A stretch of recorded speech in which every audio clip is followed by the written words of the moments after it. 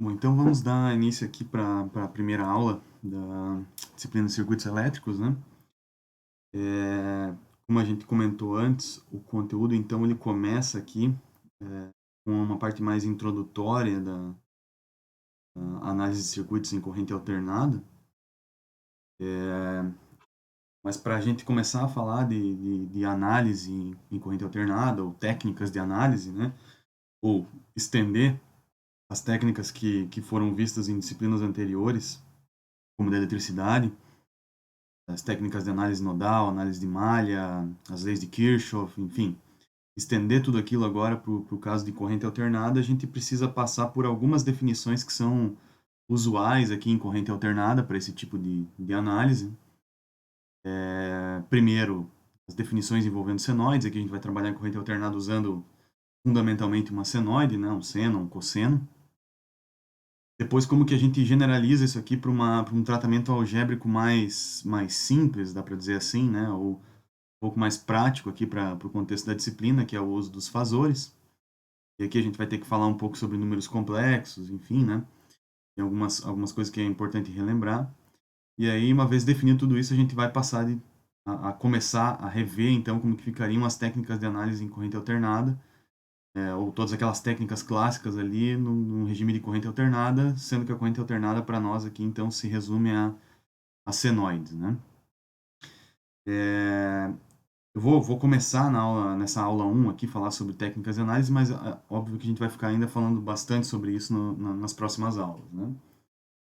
Então, para começar o assunto, né, é, vou começar as abordagens aqui de corrente alternada falando ou relembrando um pouco algumas coisas que são importantes de números complexos, que é, digamos, a essência do tratamento algébrico que a gente utiliza aqui na disciplina.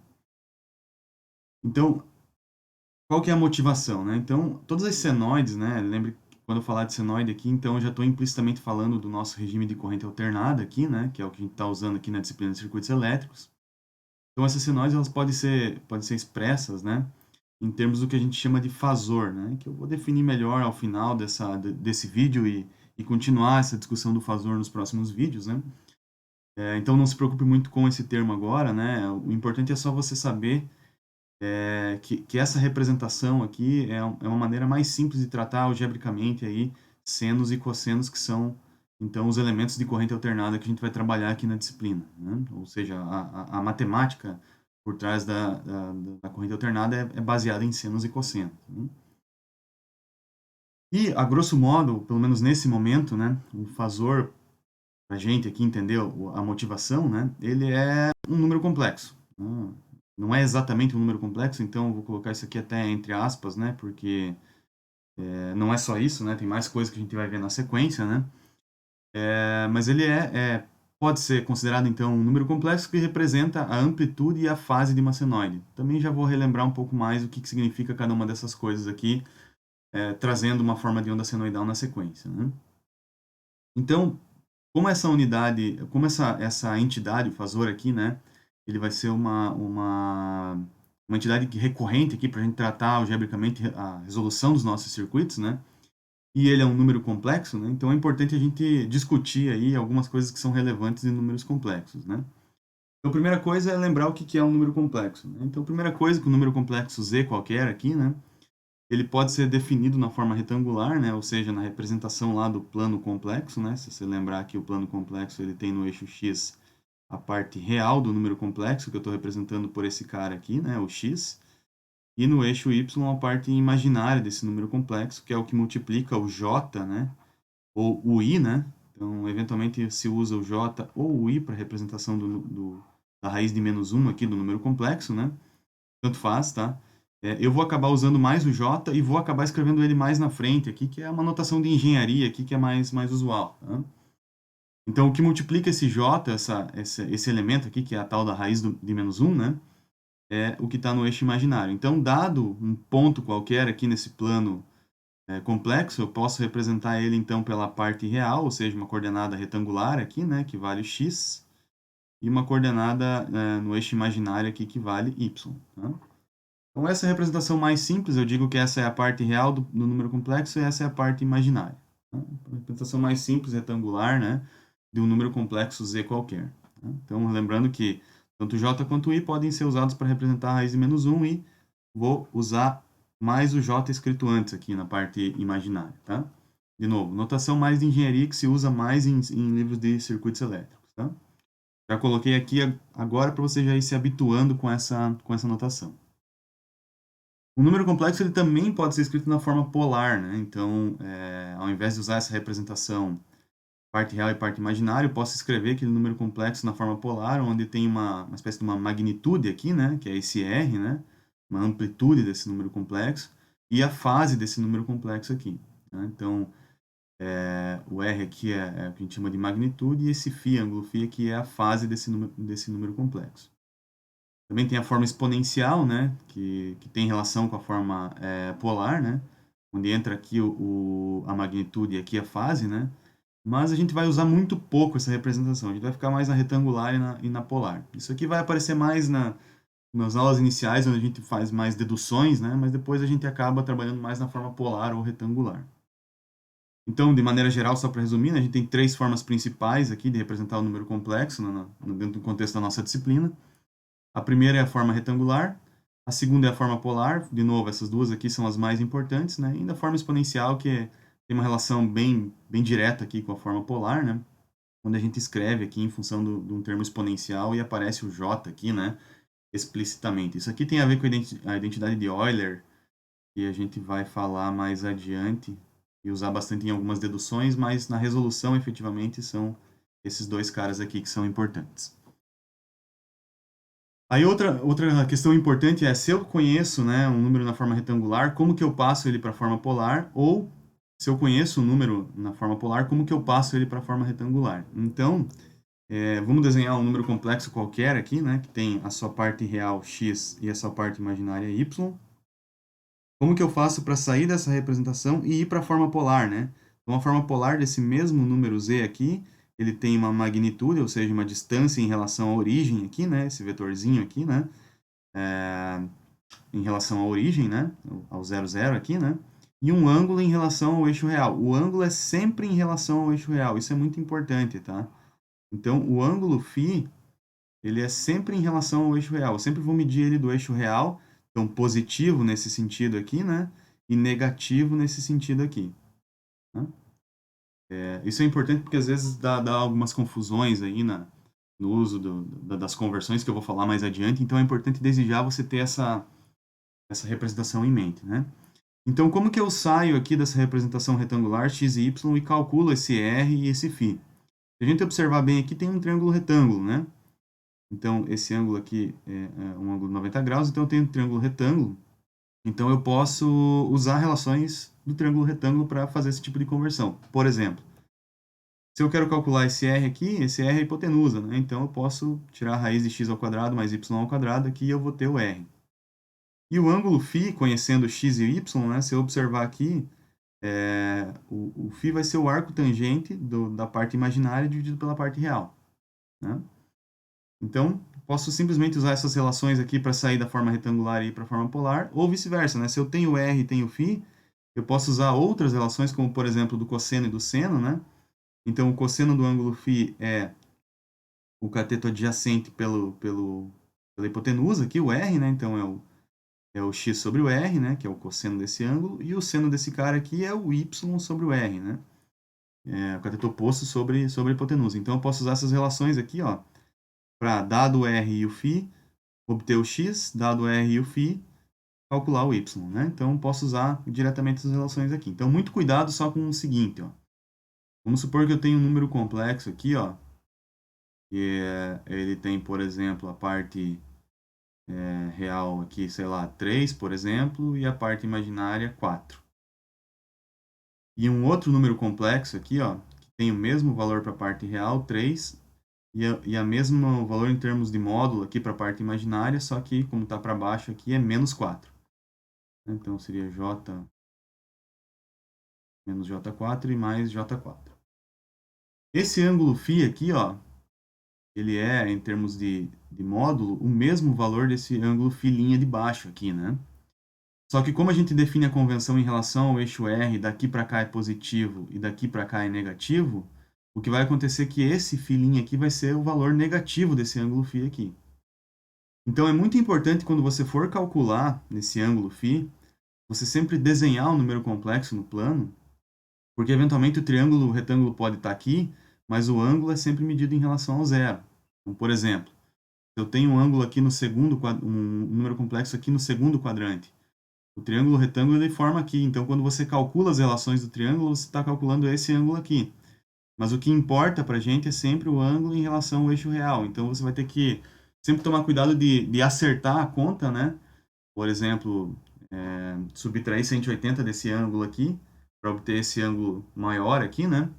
De tal maneira que você esteja calculando sempre o ângulo certo em relação ao eixo real. Tá? Normalmente a gente usa o valor positivo para ângulos no primeiro e no segundo quadrante e usa o ângulo negativo para o terceiro e quarto. Então, é usual aqui não usar ângulos maiores que 180. Então, vai até mais 180 ou até menos 180. Tá? Então, sempre tem que desenhar, sempre desenhe o número complexo quando for fazer a conversão para justamente não ter problemas aí de acertar esse ângulo, né? Isso é mais usual quem estiver trabalhando com calculadora que não é HP, que eu vou comentar na sequência, né? Tem que tomar cuidado com isso, porque às vezes, dependendo da calculadora que você está fazendo, você tem que acertar essas contas na mão. Né? Para quem estiver trabalhando talvez com uma calculadora como HP, já não vai sofrer tanto com isso, porque vai ficar transparente esse processo na conversão que a própria calculadora faz. Né? Mas vale a ressalva aqui para você tomar cuidado com isso. Tá? E por último, tem uma generalização que vai virar depois a identidade de Euler ali, né? Então eu só estou escrevendo aqui o número complexo na forma retangular, que é R cosseno e R seno, né? Levando em conta essas duas, basicamente levando em conta essa relação aqui. Mas acho que o que é importante são essas duas coisas aqui. Lembrar que é um triângulo retângulo e usar as relações do triângulo para obter essas conversões. Em termos de operações, então, se eu quero fazer a operação de soma, subtração, raiz quadrada, enfim, de um número complexo, estou tentando fazer um resumo aqui de qual que é a melhor forma de representação para fazer essas operações e lembrar um pouco como que essas operações são feitas, né? Então, se eu tenho uma operação de soma ou subtração, é recomendável, né, que você use então um número na forma retangular, é um pouco mais direto para fazer essa soma ou subtração, né? E como que eu somo dois números complexos E1 e Z2, né? Então eu simplesmente somo a parte real e somo a parte imaginária. Para subtrair, eu subtraio a parte real e subtraio a parte imaginária. Tão simples e direto quanto isso. Outras operações, em geral, é mais fácil fazer na forma polar. Então, por exemplo, multiplicação, divisão, essa inversão aqui, raiz quadrada, o conjugado complexo aqui, todos esses caras é um pouco mais direto, né? Ou um pouco mais usual aqui em circuitos elétricos, né? No contexto da nossa disciplina, é mais usual fazer isso na forma polar, né? Então, se eu quero multiplicar dois números complexos na forma polar, então eu multiplico as magnitudes e somo os ângulos. Não estou provando isso aqui, acho que não cabe aqui no contexto da disciplina provar, só relembrar isso, que eu acho que isso que é mais importante. Então, multiplico os raios e somo os ângulos. Divisão. Faço a divisão aqui entre as magnitudes, né, o R1 e R2, subtraio os ângulos. A inversão do número complexo, vou fazer 1 sobre o número complexo, eu inverto a magnitude e troco o sinal do ângulo. Raiz quadrada de um número complexo, eu tiro a raiz da magnitude e divido o ângulo por 2. E o conjugado, que é muito importante, vai aparecer bastante aqui na nossa disciplina, né? Eu troco o sinal da parte imaginária, né? Ou troco o sinal do ângulo na forma polar. Né? Então aqui é só lembrar dessa relaçãozinha aqui do complexo conjugado, que é esse asterisco em cima do número complexo. De novo, não estou provando, depois você pode pegar o livro lá que a gente está usando como referência, essas provas estão demonstradas lá, pelo menos uma parte delas, né? Mas para a gente é mais importante o uso aqui do que a prova matemática, né? Bom, então, dito isso, né, acho que é importante a gente fazer alguns exemplos aqui, né?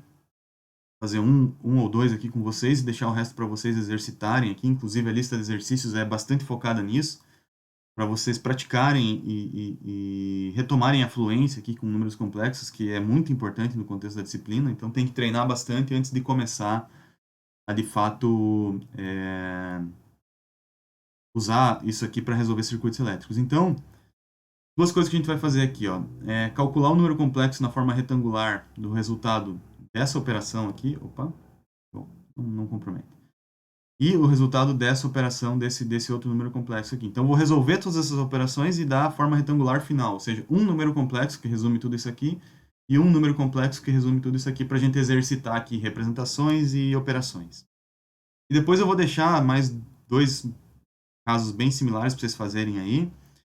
São esses dois números complexos que estão representados aqui, já com a resposta final, então, no valor que você tem que chegar, tá? Recomendo você, ao invés de fazer tudo isso direto na calculadora, fazer na mão mesmo, né? Como eu vou fazer aqui, nesses primeiros exercícios, inclusive da lista também, para você poder adquirir a tal da fluência que eu comentei antes ali nas operações, tá? Outra coisa, né? Eu vou então começar a resolver esse exercício, esse primeiro número complexo aqui, e depois esse cara aqui.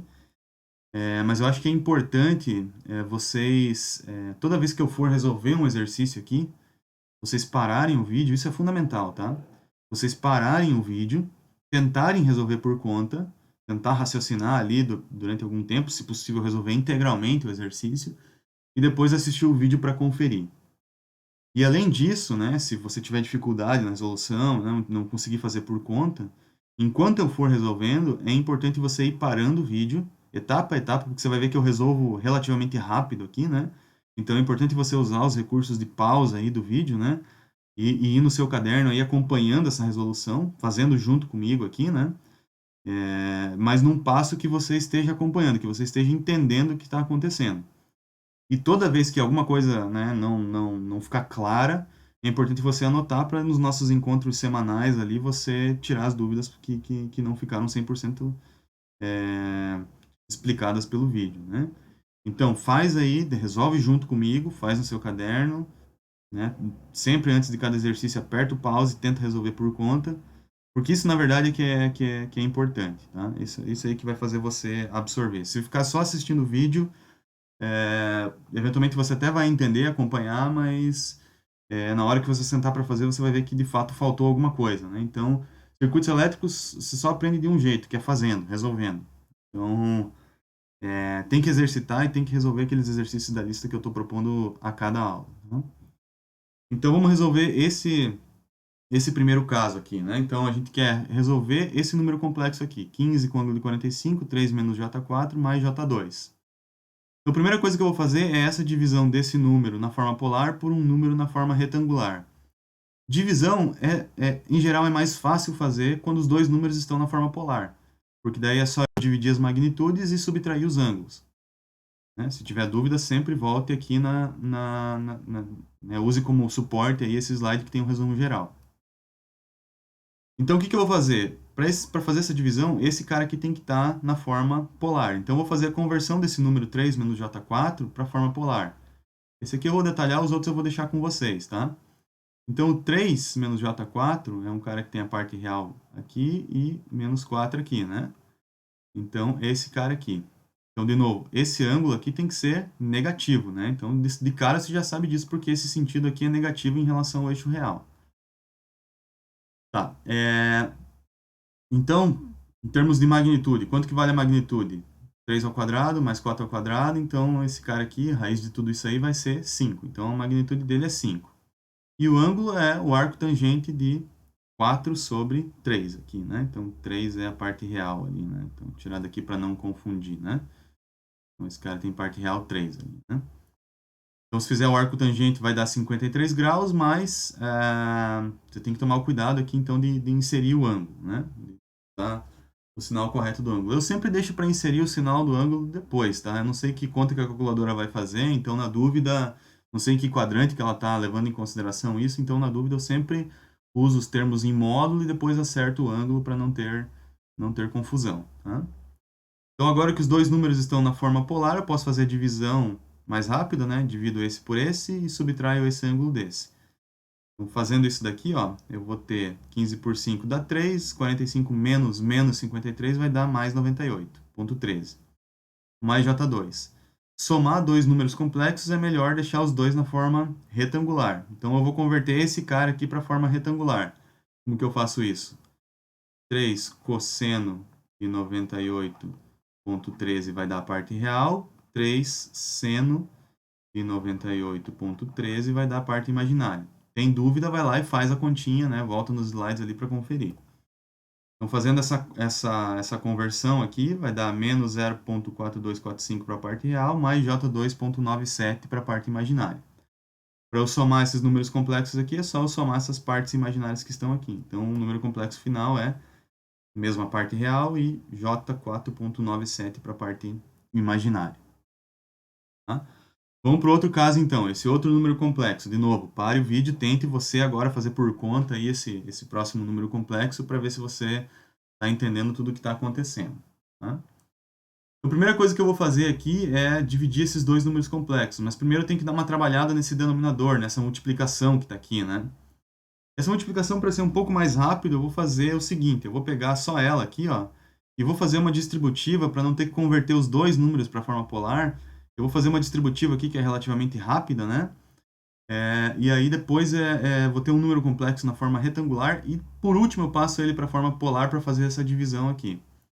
Então fazendo a distributiva eu tenho 2 vezes 3 que dá 6, 2 vezes menos J4 que dá menos J8, J vezes 3 dá J3, e J vezes menos J4, né? O J vezes J é raiz de menos 1, então troca esse sinal aqui e vai dar mais 4. Tá? Faz essa continha aí com calma você para depois conferir se compreendeu. Então, somando todo esse número complexo aqui, 6 com 4 vai dar 10, menos J8 com mais J3, menos J5. E aí, fazendo a conversão para esse número na forma polar, agora você já pode fazer aí, né, por conta também, vai dar 11,18 com ângulo de menos 26,57. Então, feito isso, agora eu posso voltar aqui, ó, e reescrever esse número todo aqui, né, como 8 com ângulo de menos 20 com 11,18, né, estou só substituindo o denominador, com ângulo de menos 26,57 graus. E outra coisa que eu fiz aqui, ó, também para simplificar um pouco a notação, foi o seguinte, ó. Para eu poder fazer essa divisão aqui, poderia, de novo, converter esse número para a forma polar e fazer a divisão, né?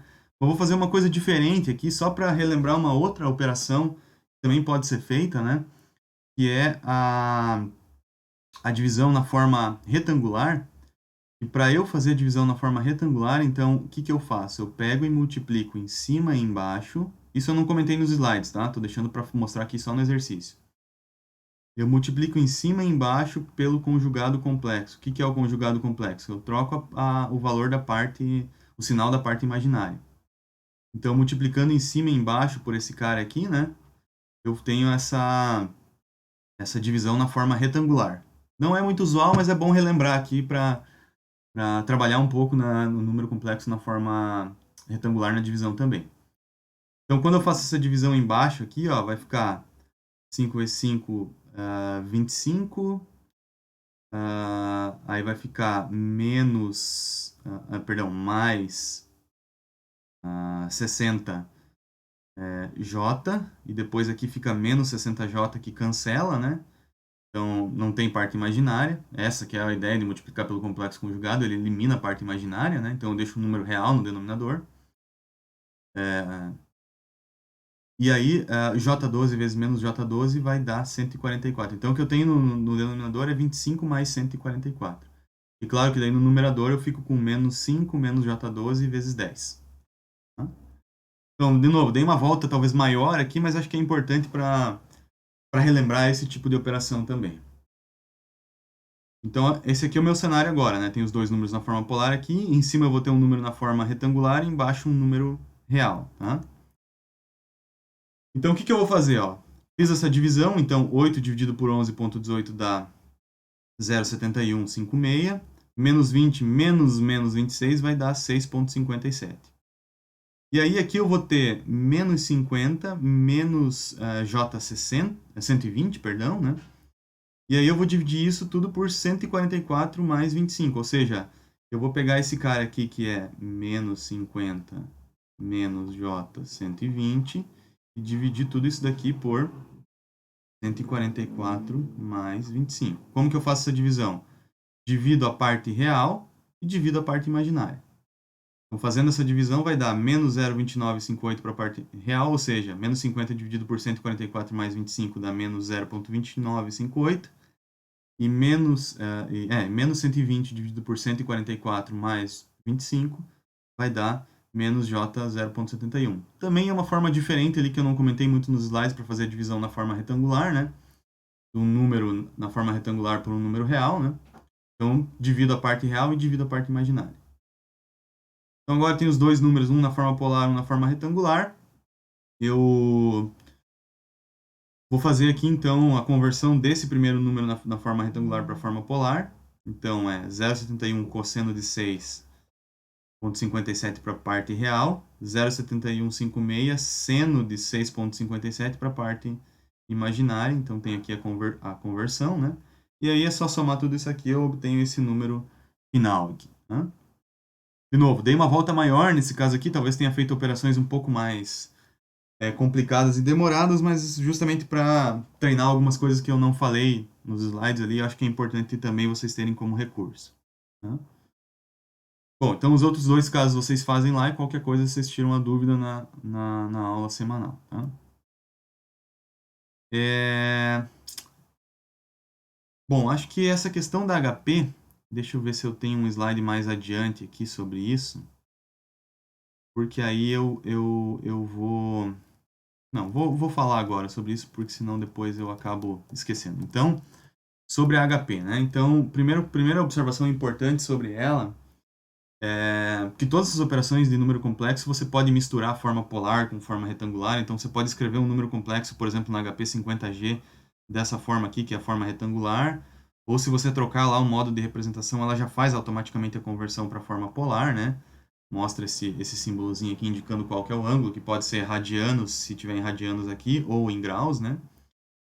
E você pode, inclusive, misturar tudo isso na tua solução aqui, que ela vai resolver, né? Então, para trabalhar nas resoluções de exercício da disciplina, é altamente recomendável que você faça uso da calculadora. A gente não vai ficar perdendo muito tempo aqui na parte algébrica com números complexos, né?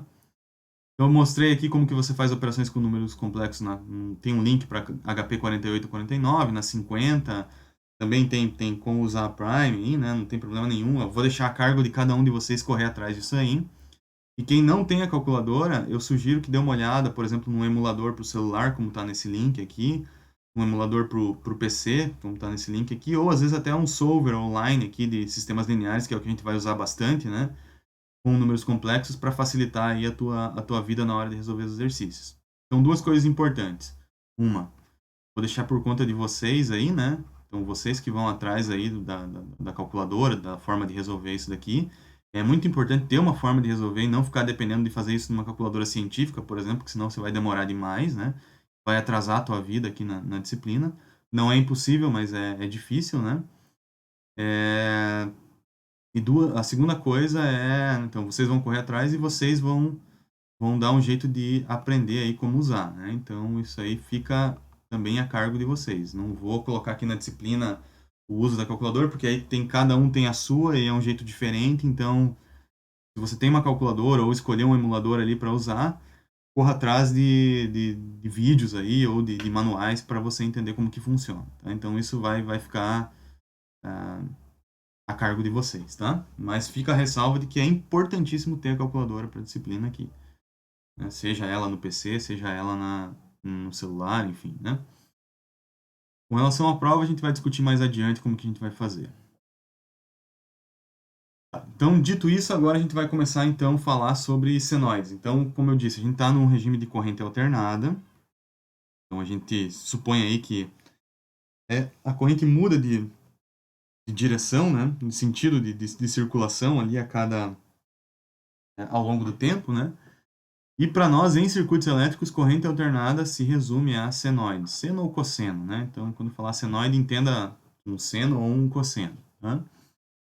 Não é o único regime de corrente alternada, ao longo do curso vocês vão ver outros, mas aqui a gente está fixando, então, que quando eu falar de corrente alternada, a gente subentende, então, esse tipo de representação matemática. Então, qual que é a representação matemática? Então, eu tenho uma função seno ou cosseno, né? E tem aqui alguns parâmetros. Então, por exemplo, o Vm aqui é chamada amplitude da senoide, né? Então, é o máximo valor que a senoide pode obter, né? Então, o valor de pico aqui, tanto positivo quanto negativo. Então, ela excursiona aqui de mais Vm até menos Vm. Não passa desse valor, né? Tanto para o semiciclo positivo quanto para o semiciclo negativo da senoide. E ela tem um argumento aqui da senoide, que é esse ômega t, né? T para nós, então, é o tempo mesmo, né? Que está variando aqui, né? Então, esse aqui é o próprio tempo, né? Segundos aqui, né? E esse ômega aqui, então, é a frequência angular, né? Então, é uma medida de variação aqui, angular, ao longo do tempo. Medida, então, em radianos por segundo. Né? Vai usar bastante essa compactação, essa representação através do ômega t. E o ômega, ele tem uma relação com a frequência, né? Frequência dada em hertz aqui, né? Que mede pra gente aqui o quão rápido, né, que essa senoide vai oscilar aqui, né? E o ômega, então, ele é 2π vezes essa frequência. Então, se eu tenho uma frequência ômega aqui de 2π, eu tenho uma frequência em hertz de 1 Hz.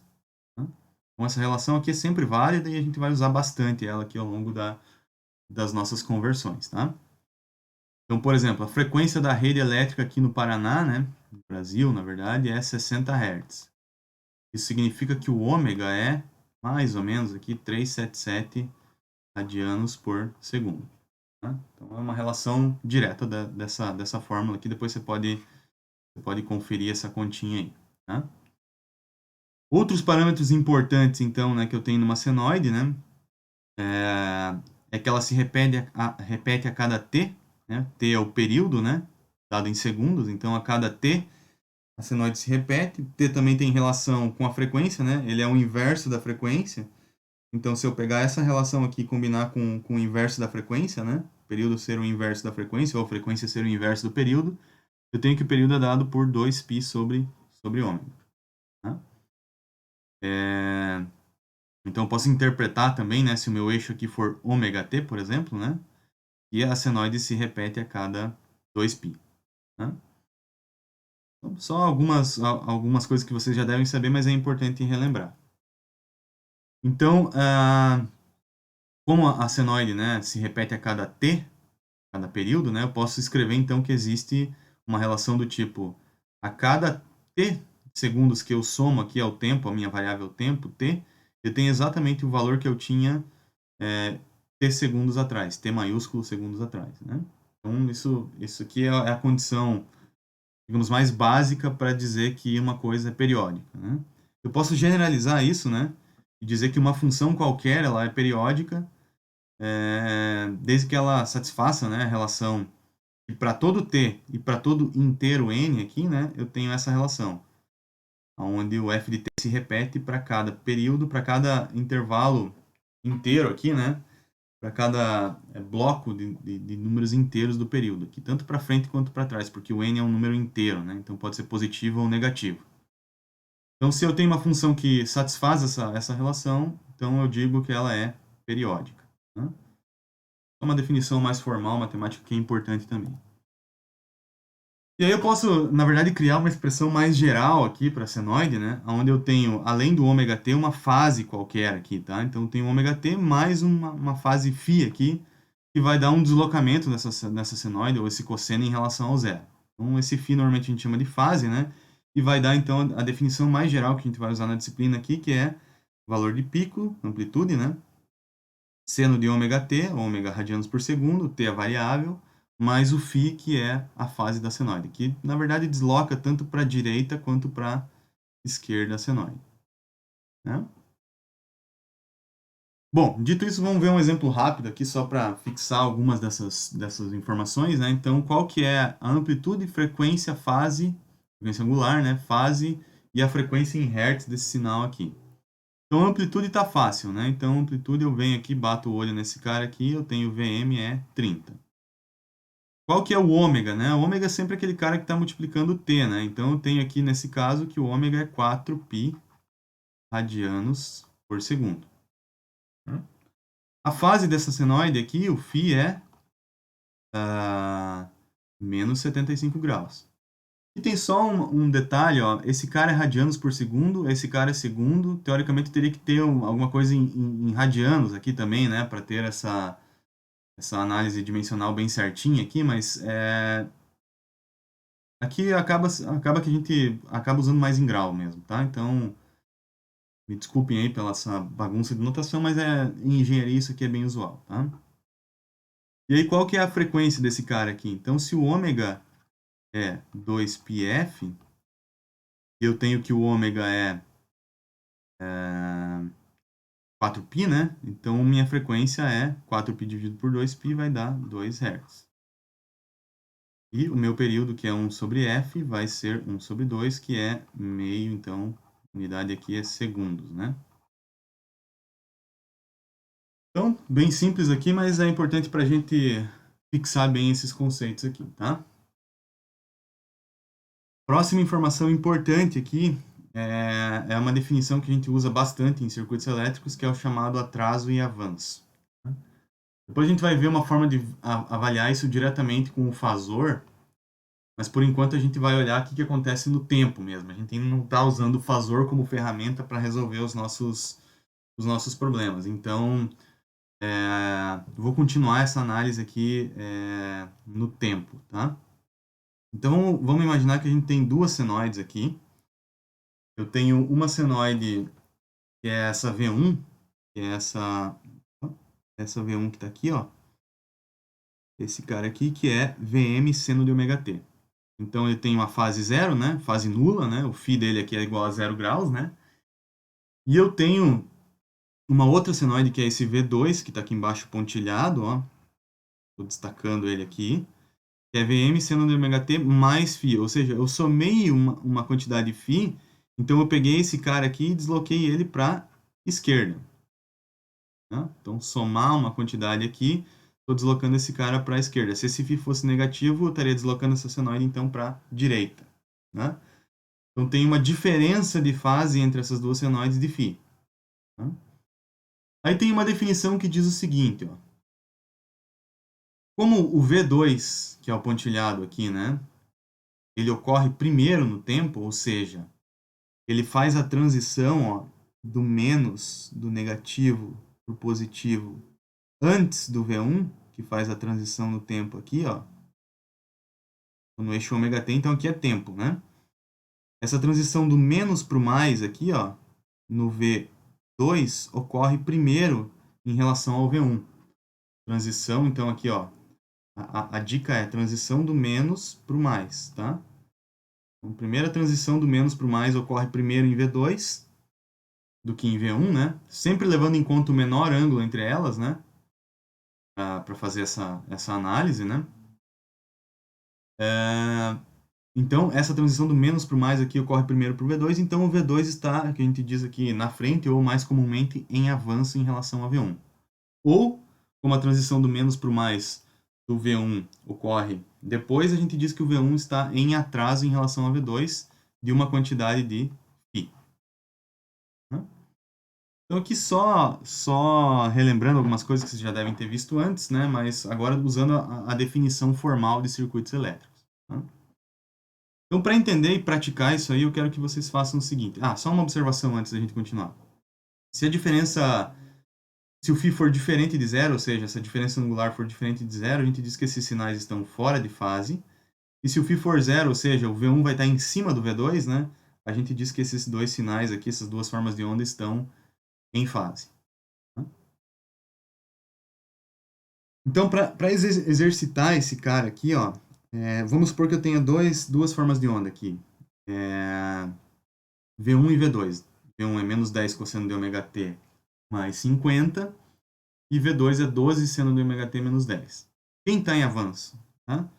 Então, eu quero que vocês primeiro resolvam esse exercício da seguinte maneira. Vocês vão pegar e considerar um ômega aqui, vamos fixar em 4π radianos por segundo. É o mesmo ômega para os dois, né? Na verdade, só faz sentido essa análise quando a frequência angular é a mesma, né? E aí, você vai pegar uma ferramenta, por exemplo, uma planilha, né? Planilha Excel, por exemplo, enfim, qualquer software que você tenha acesso, pode ser até um Google Sheets ali mesmo, né? Vai resolver.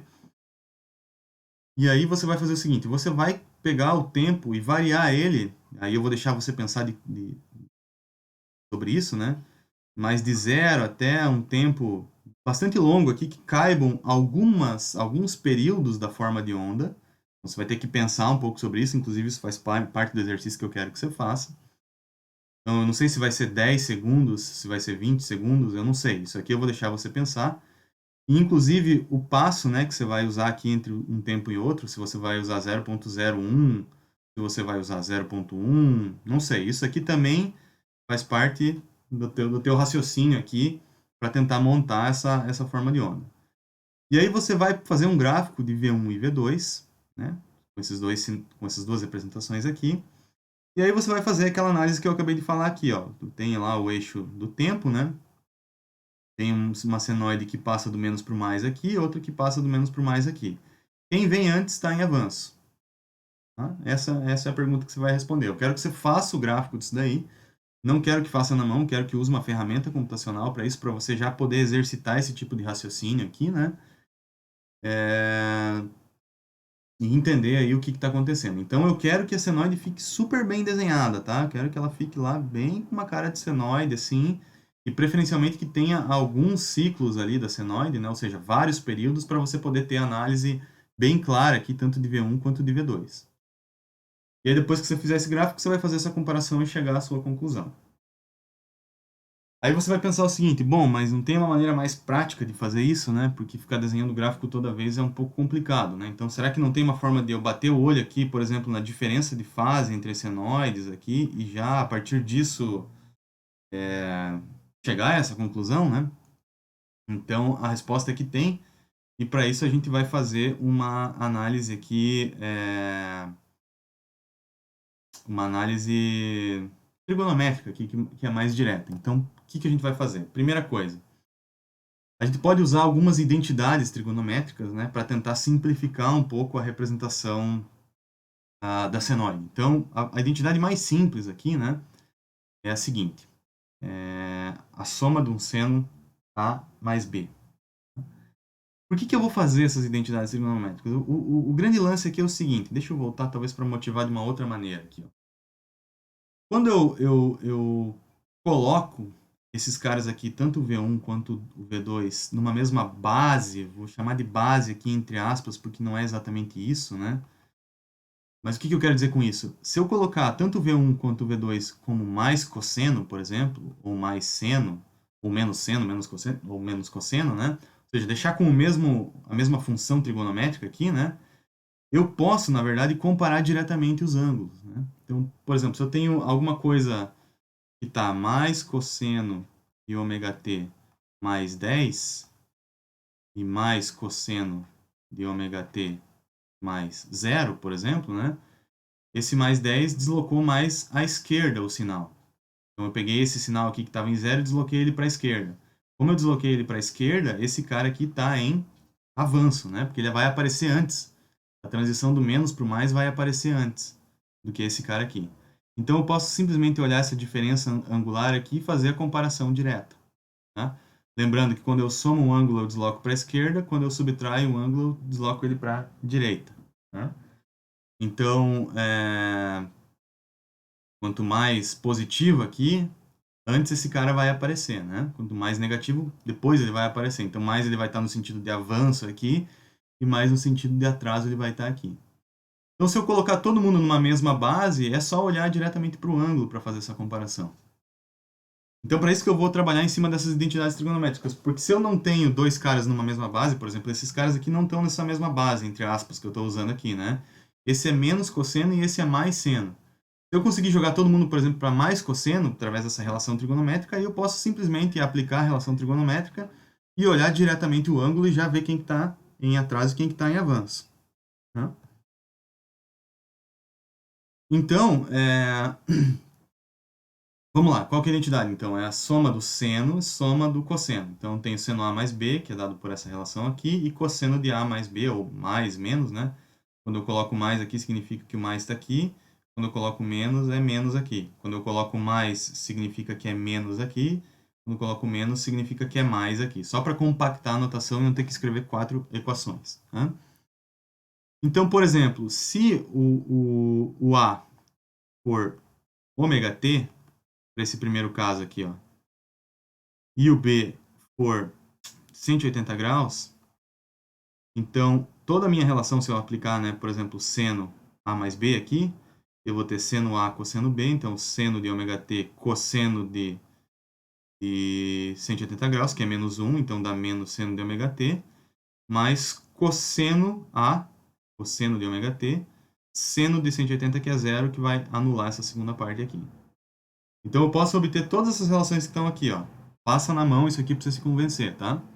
Fiz um aqui de cabeça rápido, mas é importante você fazer também para se convencer. Então, seno de ômega t mais 180 graus dá menos seno de ômega t. Seno de ômega t menos 180 graus é menos seno de ômega t. Ou seja, se eu defaso 180 graus, eu inverto o sinal do seno. Só isso. Mesma coisa vale para o cosseno. Tomei 180, troquei o sinal, subtraí 180, troquei o sinal. Por quê? Eu tenho um seno aqui, né? Quando eu subtraio ou somo 90, o que eu vou ter, na verdade, é isso daqui, né? Com esse deslocamento aqui, que é a mesma coisa que pegar esse cara aqui e multiplicar por vezes menos 1, né? Se eu tenho um seno de ômega t somo 90 graus, o que eu obtenho é mais cosseno de ômega t. Se eu tenho um seno de ômega t menos 90 graus, eu tenho menos cosseno de ômega t. Aplicando essas relações aqui, tá? Cosseno de mais 90 eu tenho menos seno, cosseno de ômega t menos 90 eu tenho mais seno. Sempre tem que olhar da esquerda para a direita isso daqui, tá? Depois eu vou explicar o porquê que confunde um pouco esse negócio aqui, tá? Então vamos voltar para o nosso caso anterior ali, né? Que a gente tem o V1 e o V2, tá? O V1 era menos 10 cosseno de ômega t mais 50, tá? E eu deixei as relações trigonométricas aqui no cantinho só para a gente relembrar. Então, se eu tenho, por exemplo, menos cosseno de ômega t, né? Menos cosseno, e eu quero transformar para mais cosseno, eu tenho que somar ou subtrair 180 graus. Então, aqui eu tinha ômega t mais 50, então imagine que tudo isso daqui, ó, ômega t mais 50 é a mesma coisa que eu tinha aqui no ômega t, tá? Então, se isso aqui for um A, por exemplo, tudo isso daqui vai ser um A também, tá? Então, eu mantenho esse cara aqui, eu não mexo. Então, eu tenho que subtrair ou somar 180 em todo esse argumento que está aqui. Então, se eu somar ou subtrair 180 em todo esse argumento que está aqui, aí eu troco o sinal, né? Então, eu vou ter 10 cosseno de ômega t mais 50 menos 180, que vai ser menos 130 graus aqui, né? O resultado dessa operação que está aqui, né? Então, eu transformei V1 para mais cosseno. Vou tentar deixar todo mundo em mais cosseno, que é mais usual, tá? Então, é como se a minha base aqui, né? A minha base fosse mais cosseno. Depois eu faço um outro exemplo para a gente trabalhar um pouco melhor em cima disso, tá? E então eu vou ter V1, que é 10 cosseno de ômega t menos 130, ou eu poderia ter somado 180 aqui, né? Então, V1 pode ser 10 cosseno de ômega t mais 230. É importante você ver que essas duas coisas significam a mesma coisa, né? Por quê? Eu tenho um ângulo de menos 130 ou mais 230, dá na mesma, né? Eu venho parar nesse mesmo ponto aqui, né? Então, tanto faz, né? Tanto faz a forma que eu escrevo aqui. E o V2, eu também quero transformar ele em mais cosseno.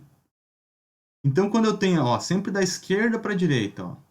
Então, se eu tenho cosseno de ômega t menos 90, eu vou obter mais seno. Então, se eu pegar aqui, ó, cosseno de ômega t menos 10, que é o que eu tinha, né? E subtrair 90, eu vou obter mais seno. Então, eu tenho essa relação que está valendo aqui. 12 seno de ômega t menos 10 pode ser reescrita com 12 cosseno de ômega t menos 10 menos 90. Então, sempre da esquerda para a direita, ó, cosseno de ômega t menos 90, eu obtenho mais seno. Tá? Nessa forma que eu estou escrevendo aqui, né? Só para ter essa relação. Depois a gente vai ver um jeito muito mais rápido de resolver isso daqui e não vai ficar essa confusão, tá? E aí, então, eu tenho cosseno de menos 100. Tá? Então, olha só, eu tenho um V1. Agora eu posso comparar direto aqui, ó. Tem mais cosseno e mais cosseno. Então, eu tenho um cara que deslocou para a direita menos 130 e deslocou para a direita menos 100. Quem se deslocou mais aqui? Foi o V1. Então, o V1 está mais no sentido de atraso em relação ao V2. Então, quem que está em avanço aqui? V2. Certo? Então, lembre que subtrair um ângulo eu desloco para a direita, né? Somar, eu desloco para a esquerda. O deslocamento para a esquerda, quem está mais à esquerda, sempre é o cara que está em avanço. Tá? Poderia ter feito de uma outra maneira, né? Então, poderia ter escrito todo mundo como mais seno, né? Então, aqui agora, trocando a representação. Se todo mundo fosse mais seno. Então, menos 10 cosseno de ômega t mais 50, ó. Se eu pegar seno de ômega t e subtrair 90, ó, seno de ômega t subtrair 90, da esquerda para a direita, ó, eu obtenho menos cosseno. Então, eu pego tudo aquilo que eu tinha, que era ômega t mais 50, subtrai 90 e essa relação é válida. Então, eu tenho aqui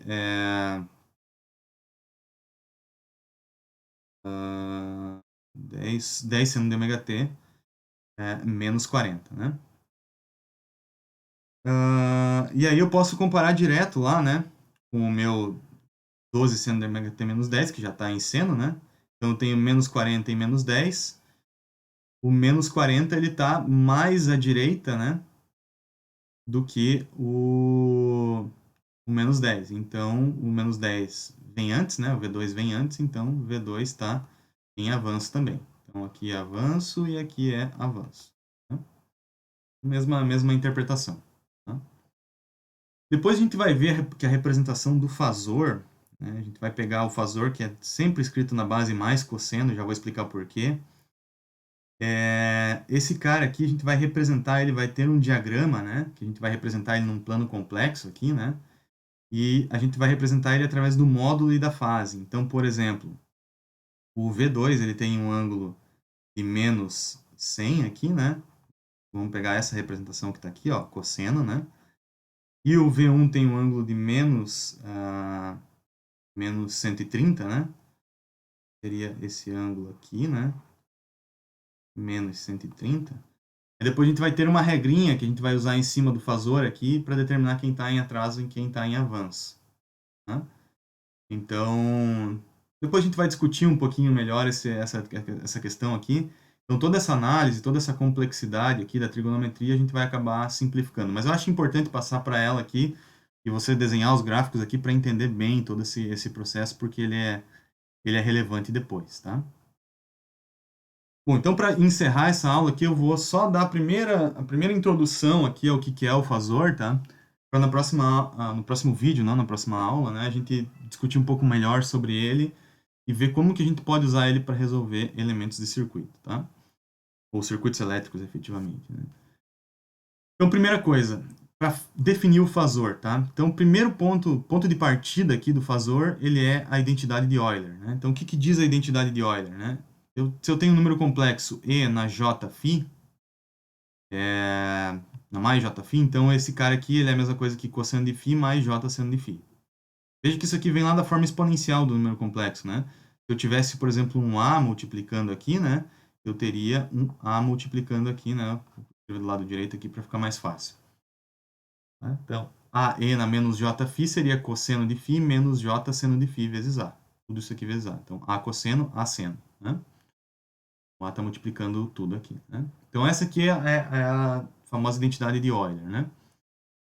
Então, vou aprofundar um pouco mais nessa identidade aqui. Então, a gente também pode escrever, dada essa relação aqui, né?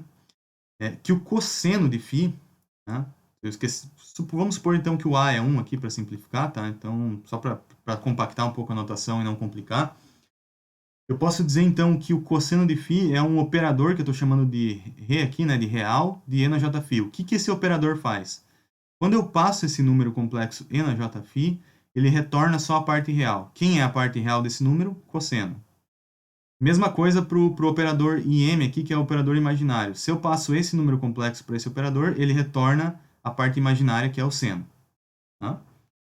Então, dado que existem esses dois operadores aqui, né, a gente pode então escrever a senoide VDT aqui no tempo, né, como sendo o seguinte, ó, Vm, vamos supor que eu tenho uma senoide aqui que é Vm cosseno de ômega t mais φ. Então, eu posso dizer que isso daqui é a parte real de um número complexo Vm e na j ômega t mais φ. Se eu pegar isso daqui, ó, e escrever um número complexo, eu vou ter Vm na parte real, né? Cosseno de ômega t mais φ, isso é a parte real, mais j, Vm, identidade de Euler aqui, né? E o A aqui para nós é Vm, né?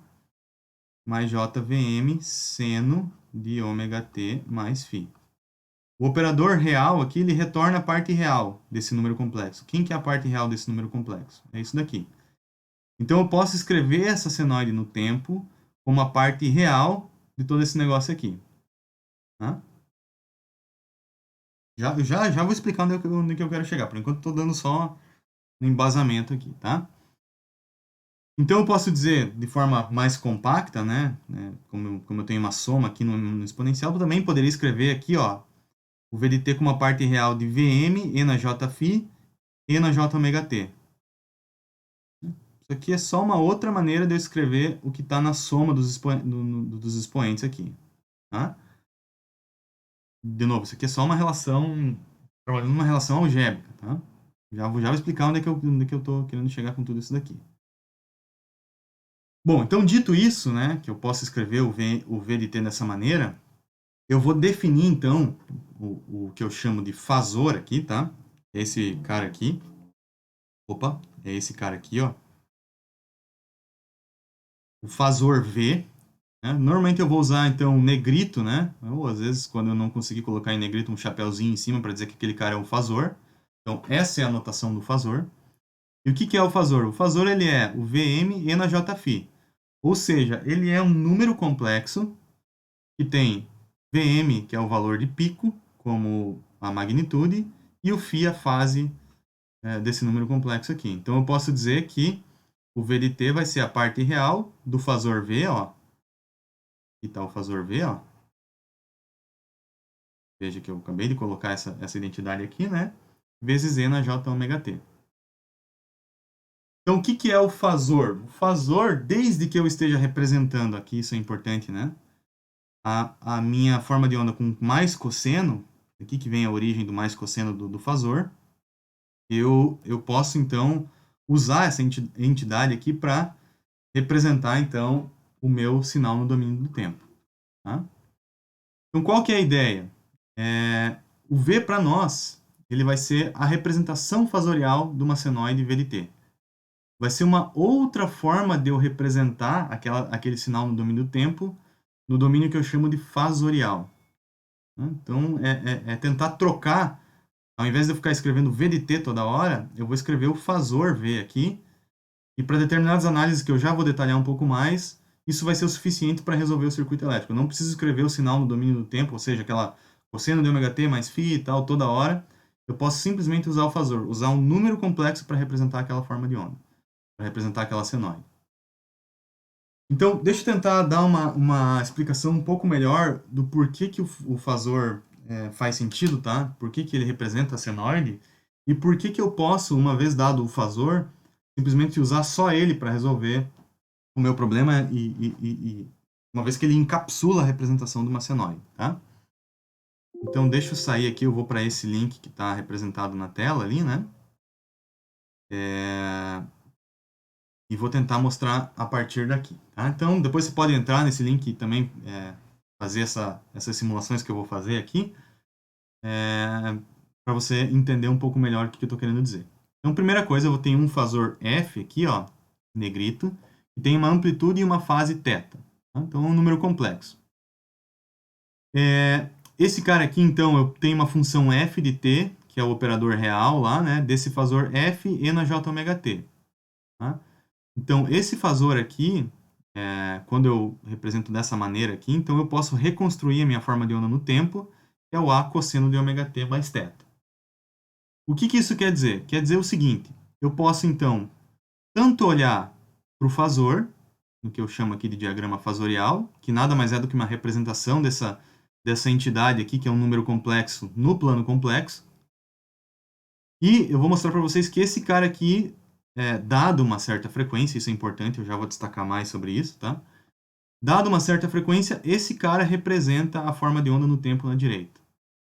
Então, dado uma frequência, eu não preciso ficar escrevendo toda a forma de onda no tempo, eu posso simplesmente usar a notação fasorial. Tá? Por quê? Pelo seguinte, vamos supor então que eu tenho uma forma de onda então, que tem uma amplitude de 3 aqui, né? Um ângulo θ de 30, uma frequência de 1 inicialmente. Tá? Então, isso aqui vai gerar um número complexo que tem amplitude 30 e fase... Perdão, tem amplitude 3 e fase 30. Então, como isso aqui é um número complexo, eu posso desenhar esse fasor aqui no plano complexo com uma amplitude 3, então tem um módulo de 3 aqui, ó, e um ângulo de 30 graus. Se eu mexer nesse ângulo aqui, por exemplo, 60, esse cara vai se deslocar e vai ter um ângulo de 60 graus. Se eu aumentar a amplitude, por exemplo, colocar 10, ele vai aumentar a amplitude desse cara aqui. Escapou, inclusive, da minha representação. Então, eu vou voltar aqui para o 3. Opa. Para o 3 e para o 30, né? E vou gerar a animação aqui para vocês entenderem o que é, qual que é a relação desse número complexo aqui com a forma de onda, tá? Então, assim, ó, a partir do momento que eu rodo a animação, o que eu estou plotando nesse pontinho azul aqui é a parte real, ou seja, a parte real do fasor E vezes J ômega t. Tá? Então, esse fasor, na verdade, ele é um número complexo que está girando, né, nesse espaço, nesse plano complexo, né, uma velocidade ômega igual a 1 radianos por segundo, então o ômega é a velocidade com que esse fasor gira, né? Então, vou dar um reset aqui, ó, vou começar de novo. Então, o ômega vai dar a velocidade com que esse fasor gira. A função no tempo, então, é a parte real do fasor vezes E na J ômega t, então é o que está nesse pontinho azul aqui, ó. E veja que à medida que esse pontinho azul varia aqui, ó, de mais 3 até menos 3, passando pelo zero aqui, vocês vão acompanhando que é o mesmo valor desse pontinho azul que está oscilando por aqui, ó. Então, quando eu faço esse fasor girar com velocidade ômega igual a 1 radianos por segundo, e vou coletando a parte real, ou seja, essa projeção aqui no eixo real, né? Eu, na verdade, consigo remontar essa senoide que está aqui. Então, de novo, ó, vou oscilando ali, vou obtendo todos os pontos da senoide no tempo. Isso para dizer que eu posso representar, então, essa senoide dessa forma aqui, com essa velocidade, ou posso representar ela no tempo. São representações equivalentes, isso que é importante, tá? Existe uma equivalência entre eu representar aqui ou aqui. Ou seja, tudo que eu tenho de informação aqui está representado aqui, desde que eu saiba que a frequência ômega é igual a 1 radianos por segundo. E se eu fizer o seguinte, se eu aumentar essa frequência, por exemplo, para 10, o que vai acontecer? Esse cara aqui vai girar mais rápido. Tá? Então é isso que eu estou mostrando aqui nessas duas representações. Ah, e se eu aumentar a amplitude, por exemplo, colocar 5, o que vai acontecer? Vai aumentar a amplitude da senoide, só isso. Então, olha só, olha o que é importante. Dado um ômega, né, a velocidade de rotação desse fasor aqui, eu posso reconstruir completamente a senoide aqui. Então, eu posso usar a representação do fasor para tudo que eu precisar, ao invés de usar a senoide, o cosseno ou o seno do ômega t, que algebricamente é difícil de tratar na resolução de circuitos elétricos. Então, qual que é a ideia? Dado uma frequência, eu vou trocar tudo aquilo que é cosseno de ômega t por um número complexo, que é o fasor, e vou resolver tudo no que eu chamo de domínio fasorial. Todo o circuito elétrico no domínio fasorial. E aí, se eu quiser, depois de resolvido o circuito no domínio fasorial, eu volto para o domínio do tempo. Então, o fasor ele é uma estrutura temporária, né, para facilitar a álgebra do problema, e depois eu retorno para o domínio do tempo. Muito importante a observação que eu vou fazer agora. Isso vale para coisas que têm o mesmo ômega. Então, uma vez fixada a frequência, Aí eu posso usar o fazor, porque o fazor ele não leva em conta a frequência aqui, né? Ele só leva em conta a amplitude e a fase, porque ele considera que a frequência foi fixada. Então, uma vez fixada a frequência, que é o que vai acontecer em todos os nossos circuitos aqui, né? Todos vão operar a uma mesma frequência. Aí sim eu posso resolver tudo usando o fazor. Aí resolvo tudo usando o fazor e aí volto para o domínio do tempo. Tá? Depois você pode brincar um pouco mais aqui, então, nesse site para tentar visualizar um pouco melhor isso. E no vídeo, no próximo vídeo eu vou retomar essa análise aqui, então a gente vai continuar um pouco mais essa discussão em cima do fazor e falar um pouco mais sobre esses detalhes da frequência. Vou interromper o vídeo por aqui.